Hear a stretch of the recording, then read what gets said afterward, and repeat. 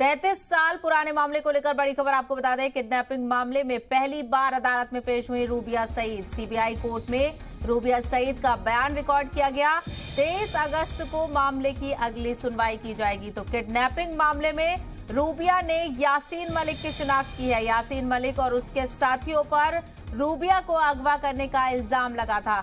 तो बेहद अहम खबर यासीन मलिक और साथ ही साथ रूबिया सईद की किडनैपिंग के हवाले से आपको बता दें। किडनैपिंग मामले में पहली बार अदालत में पेश हुई रूबिया सईद। आज कई घंटों की सुनवाई अदालत में चली और सीबीआई कोर्ट में रूबिया सईद का बयान रिकॉर्ड किया गया है। मिलाकर आपको बता दें 27 अगस्त को मामले की अगली सुनवाई की तारीख तय की गई है। और बड़ी अपडेट यह है कि किडनैपिंग मामले में रूबिया ने यासीन मलिक की शिनाख्त कर ली है।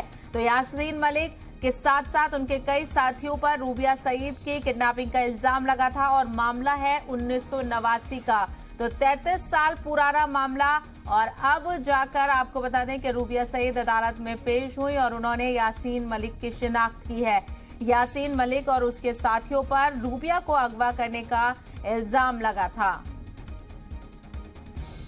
तो मुल्क के साबिक गृह मंत्री और जम्मू कश्मीर के साबिक मुख्यमंत्री मुफ्ती मोहम्मद सईद की छोटी बेटी रूबिया सईद 8 दिसंबर 1989 में उनका किडनैप हुआ था। उनको अगवा किया गया था और इसी मामले को लेकर आज शुक्रवार में पहली बार अदालत में पेश हुई हैं रूबिया सईद और उन्होंने यासीन मलिक की पहचान की है।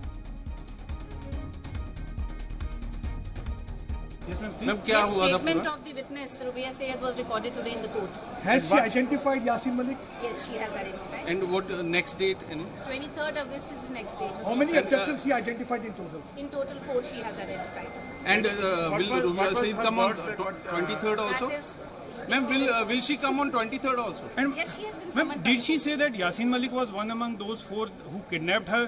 She has made a specific statement. You can get the statement.